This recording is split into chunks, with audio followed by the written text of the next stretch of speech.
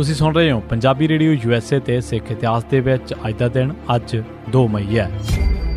2 ਮਈ 1757 ਦਿੱਲੀ ਤੋਂ ਵਤਨ ਮੁੜ ਜਾਣ ਤੋਂ ਪਹਿਲਾਂ ਅਹਿਮਦ ਸ਼ਾਹ ਨੇ ਲੁੱਟ ਦਾ ਸਾਰਾ ਮਾਲ 28,000 ਗੱਡਿਆਂ, ਬਲਦਾਂ, ਖੋਤਿਆਂ, ਖੱਚਰਾਂ ਅਤੇ ਘੋੜਿਆਂ ਤੇ ਲੱਦ ਕੇ ਸਿੱਧਾ ਆਪਣੇ ਵਤਨ ਵੱਲ ਨੂੰ ਤੋਰ ਦਿੱਤਾ। ਅਹਿਮਦ ਸ਼ਾਹ ਨੇ ਦਿੱਲੀ ਦੇ ਵਿੱਚ ਕਿਸੇ ਵੀ ਘਰ ਦੇ ਵਿੱਚ ਇੱਕ ਵੀ ਹਾਥੀ, ਘੋੜਾ, ਊਠ, ਖੱਚਰ ਹੀ ਨਹੀਂ ਬਲਕਿ ਇੱਕ ਵੀ ਖੋਤਾ ਤੱਕ ਨਹੀਂ ਸੀ ਰਹਿਣ ਦਿੱਤਾ ਅਤੇ ਸਾਰਿਆਂ ਤੇ ਸਮਾਨ ਲੱਦਿਆ ਹੋਇਆ ਸੀ।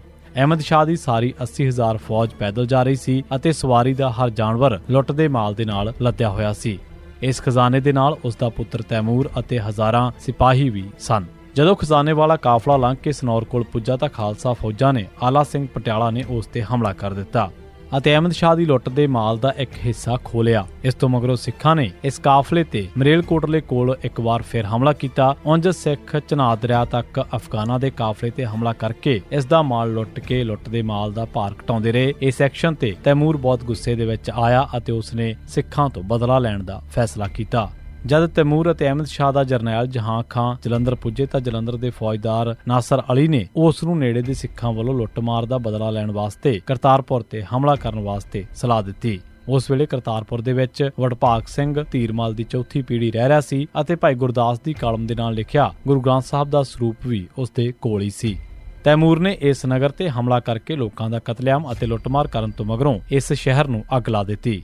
ਇਸ ਅੱਗ ਦੇ ਵਿੱਚ ਗੁਰਦੁਆਰਾ ਥੰਮ ਸਾਹਿਬ ਅਤੇ ਗੁਰੂ ਗ੍ਰੰਥ ਸਾਹਿਬ ਦਾ ਪਹਿਲਾ ਸਰੂਪ ਭਾਈ ਗੁਰਦਾਸ ਲਿਖਤ ਵੀ ਸੜ ਗਏ। ਇਸ ਮੌਕੇ ਤੇ ਵਡਭਾਗ ਸਿੰਘ ਨੂੰ ਗ੍ਰਿਫਤਾਰ ਕਰ ਲਿਆ ਗਿਆ ਅਤੇ ਉਸ ਤੇ ਬਹੁਤ ਤਸ਼ੱਦਦ ਕੀਤਾ ਗਿਆ।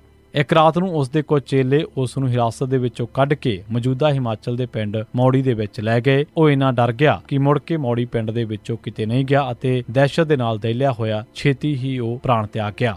ਇਸ ਤੋਂ ਮਗਰੋਂ ਤੈਮੂਰ ਨੇ ਗੋਇੰਦਵਾਲ ਤੋਂ ਬਿਆਸ ਦਰਿਆ ਦਾ ਪੱਤਣ ਪਾਰ ਕੀਤਾ ਅਤੇ ਲਾਹੌਰ ਚਲਾ ਗਿਆ। ਕੁਝ ਦਿਨਾਂ ਬਾਅਦ ਅਹਿਮਦ ਸ਼ਾਹ ਵੀ ਲਾਹੌਰ ਪਹੁੰਚ ਗਿਆ। ਅਹਿਮਦ ਸ਼ਾਹ ਬਹੁਤ ਦੇਰ ਲਾਹੌਰ ਦੇ ਵਿੱਚ ਨਹੀਂ ਸੀ ਠਹਿਰਿਆ ਅਤੇ ਲੁੱਟ ਦਾ ਮਾਲ ਲੈ ਕੇ ਅਫਗਾਨਿਸਤਾਨ ਵੱਲ ਨੂੰ ਰਵਾਨਾ ਹੋ ਗਿਆ। ਇਸ ਪਿੱਛੋਂ ਵੀ ਖਾਲਸਾ ਫੌਜਾਂ ਅਹਿਮਦ ਸ਼ਾਹ ਦੀ ਵਹੀਰ ਤੇ ਗੁਰੀਲਾ ਹਮਲਾ ਕਰਦੀਆਂ ਰਹੀਆਂ ਅਤੇ ਇਹ ਹਮਲੇ ਉਦੋਂ ਤੱਕ ਜਾਰੀ ਰਹੇ ਜਦੋਂ ਤੱਕ ਅਹਿਮਦ ਸ਼ਾਹ ਦੀਆਂ ਫੌਜਾਂ ਚਨਾਬ ਦਰਿਆ ਪਾਰ ਨਾ ਕਰ ਗਈਆਂ। ਅਹਿਮਦ ਸ਼ਾਹ ਨੇ ਜਾਣ ਤੋਂ ਪਹਿਲਾਂ ਤੈਮੂਰ ਨੂੰ ਲਾਹੌਰ ਦਾ ਸੂਬੇਦਾਰ ਬਣਾ ਦਿੱਤਾ। ਹੁਣ ਤੈਮੂਰ ਨੇ ਵੀ ਸਿੱਖਾਂ ਨੂੰ ਖਤਮ ਕਰਨ ਦੇ ਹੁਕਮ ਜਾਰੀ ਕਰ ਦਿੱਤੇ।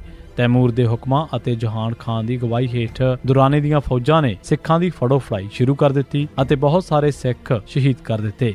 2 ਮਈ 1757 ਦੇ ਦਿਨ ਤੈਮੂਰ ਨੇ ਅੰਮ੍ਰਿਤਸਰ ਤੇ ਹਮਲਾ ਕਰਕੇ ਇਸ ਨੂੰ ਆਪਣੇ ਕਬਜ਼ੇ ਦੇ ਵਿੱਚ ਲੈ ਲਿਆ। ਉਸ ਨੇ ਰਾਮ ਰੌਣੀ ਕਿਲਾ ਅਤੇ ਦਰਬਾਰ ਸਾਹਿਬ ਨੂੰ ਢਾਹ ਦਿੱਤਾ ਅਤੇ ਅੰਮ੍ਰਿਤਸਰ ਸਰੋਵਰ ਨੂੰ ਮਲਬੇ ਦੇ ਨਾਲ ਪੂਰ ਦਿੱਤਾ ਸੀ।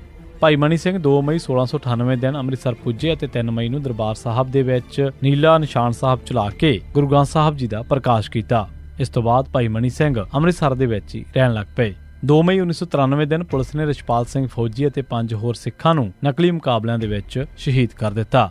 2 ਮਈ 1994 ਦੇ ਵਿੱਚ 6 ਅਕਾਲੀ ਦਲ ਕਾਇਮ ਹੋਏ ਸਨ। ਇਹਨਾਂ ਨੂੰ ਇੱਕ ਕਰਨ ਦੇ ਨਾਂ ਤੇ ਅਕਾਲ ਤਖਤ ਦੇ ਉਦੋਂ ਦੇ ਐਕਟਿੰਗ ਮੁੱਖ ਸੇਵਾਦਾਰ ਨੇ ਅਕਾਲ ਤਖਤ ਤੋਂ ਇੱਕ ਸਾਂਝਾ ਅਕਾਲੀ ਦਲ ਬਣਾਉਣ ਦੀ ਕਾਰਵਾਈ ਕੀਤੀ। ਇਸ ਮੁਹਿੰਮ ਦੇ ਵਿੱਚ ਬਾਦਲ ਨੂੰ ਛੱਡ ਕੇ ਬਾਕੀ ਸਾਰੇ ਧੜੇ ਸ਼ਾਮਲ ਹੋ ਗਏ। 2 ਮਈ 1994 ਦਿਨ ਇਹਨਾਂ ਅਕਾਲੀ ਦਲਾਂ ਨੂੰ ਇਕੱਠਾ ਕਰਕੇ ਅਕਾਲ ਤਖਤ ਸਾਹਿਬ ਤੋਂ ਨਵਾਂ ਅਕਾਲੀ ਦਲ ਕਾਇਮ ਕਰਨ ਦਾ ਐਲਾਨ ਕੀਤਾ ਗਿਆ। ਇਸ ਅਕਾਲੀ ਦਲ ਦਾ ਨਾਂ ਸ਼੍ਰੋਮਣੀ ਅਕਾਲੀ ਦਲ ਅੰਮ੍ਰਿਤਸਰ ਰੱਖਿਆ ਗਿਆ। ਇਸ ਅਕਾਲੀ ਦਲ ਦੀ ਇੱਕ 6 ਮੈਂਬਰੀ ਐਡਹੌਕ ਕਮੇਟੀ ਬਣਾ ਦਿੱਤੀ ਗਈ। ਇਹ 6 ਸਨ: ਸਿਮਰਨਜੀਤ ਸਿੰਘ ਮਾਨ, ਜਗਦੇਵ ਸਿੰਘ ਤਲਵੰਡੀ, ਮਨਜੀਤ ਸਿੰਘ ਭਰਾ ਭਾਈ ਅਮਰੀਕ ਸਿੰਘ, ਜਸਮੇਰ ਸਿੰਘ ਬਾਲਾ, ਅਮਰਿੰਦਰ ਸਿੰਘ, ਸੁਰਜੀਤ ਬਰਨਾਲਾ। 7ਵੀਂ ਥਾਂ ਬਾਦਲ ਵਾਸਤੇ ਖਾਲੀ ਰੱਖੀ ਗਈ ਸੀ। ਮਗਰੋਂ ਬਾਦਲ ਦੇ ਨਾਂ ਆਉਣ ਤੇ ਸੁਖਜਿੰਦਰ ਸਿੰਘ ਨੂੰ 7ਵਾਂ ਮੈਂਬਰ ਪਾਇਆ ਗਿਆ। ਮਗਰੋਂ ਅਕਾਲ ਤਖਤ ਦੇ ਜਥੇਦਾਰ ਮਨਜੀਤ ਸਿੰਘ ਅਤੇ ਬਾਕੀ ਇਸ ਤੋਂ ਬਾਅਦ ਹੀ ਮੁੱਕਰ ਗਏ ਅਤੇ ਬਾਦਲ ਨੂੰ ਇਹਨਾਂ ਨੇ ਆਪਣਾ ਆਕਾ ਮੰਨ ਲਿਆ। ਇਸ ਨਵੇਂ ਅਕਾਲੀ ਦਲ ਦਾ ਨਵਾਂ ਮੈਨੀਫੈਸਟੋ ਵੀ ਐਲਾਨਿਆ ਗਿਆ। ਇਸ ਮੈਨੀਫੈਸਟੋ ਦੇ ਵਿੱਚ ਬੁਨਿਆਦੀ ਨੁਕਤਾ ਸੀ ਭਾਰਤ ਅਤੇ ਸਿੱਖਾਂ ਦੀ ਕਨਫੈਡਰੇਸ਼ਨ ਕਾਇਮ ਕਰਨਾ। ਇਸ ਦਾ ਪੈਟਰਨ ਰੂਸੀ ਸੂਬਿਆਂ ਦੇ ਆਧਾਰ ਵਾਲਾ ਸੀ। ਇਸ ਮੈਨੀਫੈਸਟੋ ਨੂੰ ਅੰਮ੍ਰਿਤਸਰ ਐਲਾਨਨਾਮਾ ਅਤੇ ਖਾਲਸਾ ਪੰਥ ਦੇ ਨਾਲ ਪ੍ਰਣ ਪੱਤਰ ਵੀ ਆਖਿਆ ਗਿਆ। 2 ਮਈ 1991 ਦਿਨ ਪੰਜਾਬ ਪੁਲਿਸ ਨੇ ਰਿਸ਼ਪਾਲ ਸਿੰਘ ਉਰਫ ਛੋਟਾ ਚੰਦਰਾ ਨੂੰ ਇੱਕ ਨਕਲੀ ਮੁਕਾਬਲੇ ਦੇ ਵਿੱਚ ਸ਼ਹੀਦ ਕਰ ਦਿੱਤਾ। 2 ਮਈ 2013 ਪਾਕਿਸਤਾਨ ਦੀ ਜੇਲ੍ਹ ਦੇ ਵਿੱਚ 1990 ਤੋਂ ਕੈਦ ਸਰਬਜੀਤ ਨਾਂ ਦੇ ਇੱਕ ਕੈਦੀ ਨੂੰ ਕੁਝ ਪਾਕਿਸਤਾਨੀ ਕੈਦੀਆਂ ਨੇ ਕੁੱਟ-ਕੁੱਟ ਕੇ ਮਾਰ ਦਿੱਤਾ। ਉਸ ਦੀ ਲਾਸ਼ ਅਗਲੇ ਦਿਨ ਪੰਜਾਬ ਪੁੱਜੀ ਅਤੇ ਬਾਦਲ ਸਰਕਾਰ ਨੇ ਉਸ ਦਾ ਸੰਸਕਾਰ ਸਰਕਾਰੀ ਸਨਮਾਨਾਂ ਦੇ ਨਾਲ 21 ਤੋਪਾਂ ਦੀ ਸਲਾਮੀ ਦੇ ਕੇ ਕੀਤਾ। ਇਸ ਦਿਨ ਪੰਜਾਬ ਅਸੈਂਬਲੀ ਦਾ ਸਪੈਸ਼ਲ ਸੈਸ਼ਨ ਸੱਦ ਕੇ ਉਸ ਨੂੰ ਕੌਮੀ ਸ਼ਹੀਦ ਕਰਾਰ ਦਿੱਤਾ। ਪੰਜਾਬ ਦੀ ਧਰਤੀ ਤੇ ਅੰਗਰੇਜ਼ਾਂ ਅਤੇ ਕਾਂਗਰਸ ਦੀ ਹਕੂਮਤ ਦੇ ਦੌਰਾਨ ਹਜ਼ਾਰਾਂ ਲੋਕ ਸ਼ਹੀਦ ਹੋ ਚੁੱਕੇ ਸਨ, ਪਰ ਉਹਨਾਂ ਦੇ ਵਿੱਚੋਂ ਕਿਸੇ ਨੂੰ ਵੀ ਸ਼ਹੀਦ ਦਾ ਦਰਜਾ ਹਾਸਲ ਨਹੀਂ ਸੀ ਹੋ ਸਕਿਆ।